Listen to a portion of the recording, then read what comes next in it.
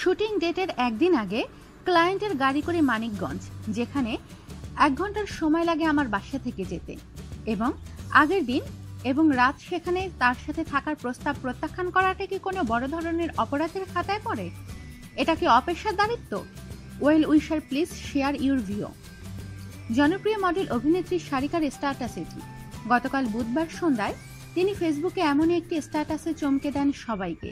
কারো নাম উল্লেখ না করলেও নির্মাতা মিজানুর রহমান আরিয়ানের একটি বিজ্ঞাপনের জন্য মানিকগঞ্জে শুটিং ছিল তার।